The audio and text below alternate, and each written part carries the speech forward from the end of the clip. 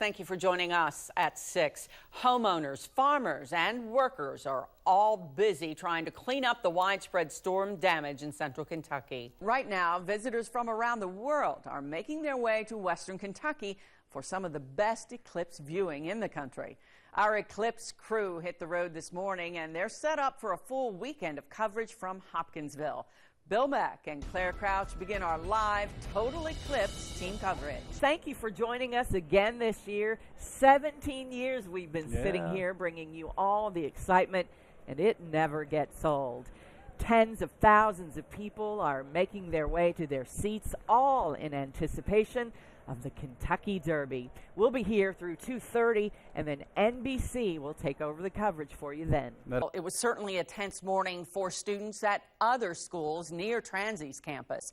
Administrators at Sayre School, which is several blocks from Transy's campus, say as investigators work to secure the area, they went on lockdown as a precaution. You know, schools like ours and any other institution, you have security measures in place to make sure that, you know, if something happens, that you can respond quickly, which is certainly what we were doing here. Several Fayette County public schools were placed on heightened alert for a time today, and those schools included Harrison Elementary, William Wells Brown Elementary, Lexington Traditional Magnet School, and the STEAM Academy. We see the images on TV. We know people have lost their possessions, their clothing, their homes, their vehicles, but probably their jobs or their place of business as well. They have nowhere to go back to Monday or Tuesday morning and get back to work and try to repair this financial damage they are suffering.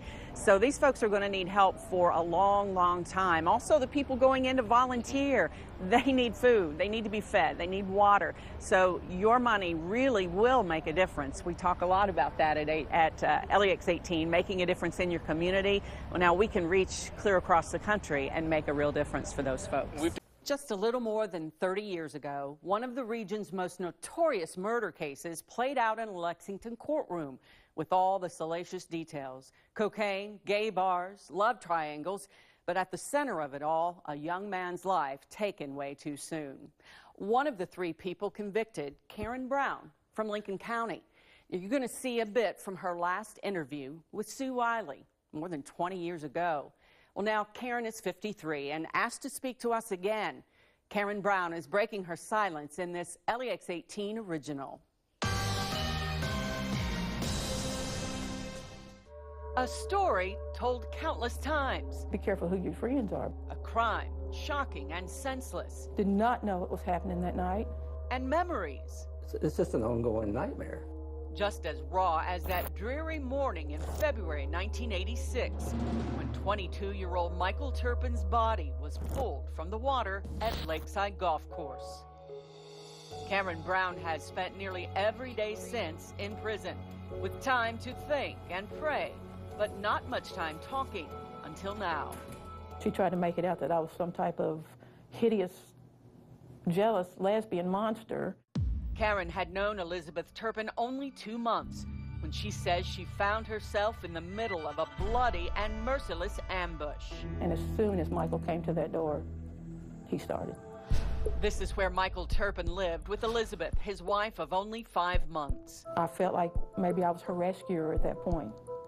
Believing claims that Michael was abusive, Karen says she and Keith Bouchard went to the apartment that night to tell Michael that Liz wanted a divorce. And I just fell for it, hook, line, and sinker.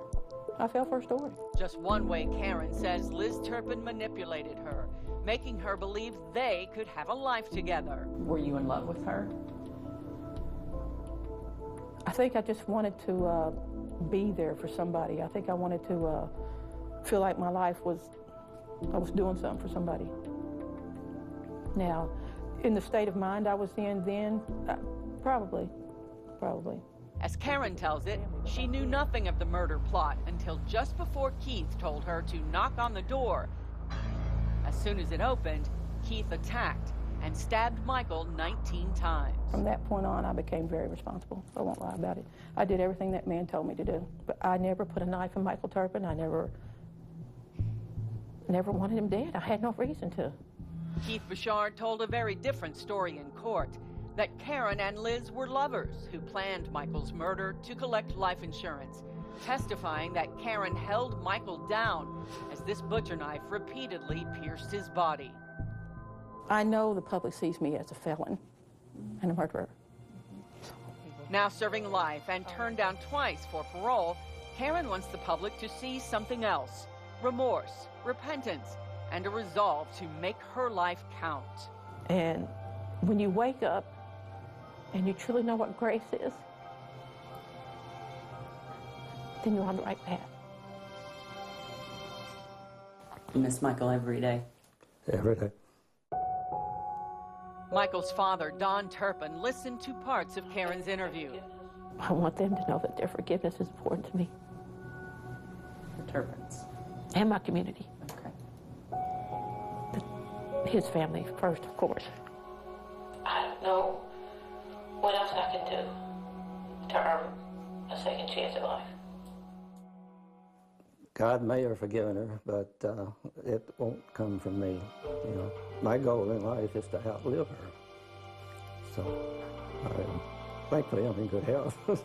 So, I'll hope I'm here when they put her in the ground. Karen Brown is up for parole again in 2020, and so is Liz Turpin. Michael's father says the family will be there again and again if necessary.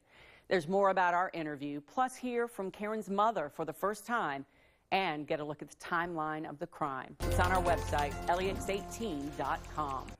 Yes, it is a big number, Kevin. We're talking over $109,000. And there's stuff in those kettles that hasn't been counted yet, including a lot of coins. People have been so generous and so happy to be able to give. And really, we've seen everyone from young to old, in the middle, you know, people that just giving a little bit, giving a whole lot. And we know all together, everything that we're going to be sending with the Salvation Army down to Texas is going to make a big difference. This is just really for folks that are down there for day to day, to get food, to get water, also for the first responders, those reliefs folks that may be heading down there as well. And we're still waiting for collections for items like toiletries or clothing. And that's going to be coming down the line, we've heard from the Salvation Army. Yeah, we're still seeing people being rescued or being taken to different shelters, so there's no time for that kind of thing. But we know in the days to come, people are rebuilding their lives. They're going to need everything from bottled water to furniture. So as the days continue here, the Salvation Army will be letting you guys know, we'll let you know what truly is needed down there. For now, it looks like we're sending a lot of goodwill that way, which sure can't hurt anything. The effects are still being felt today, especially for a Kentucky family who say if they rebuild, one thing will not be restored. Steve Buchera and photojournalist Matt Garner traveled to Sevier County, Tennessee for this LEX 18 original.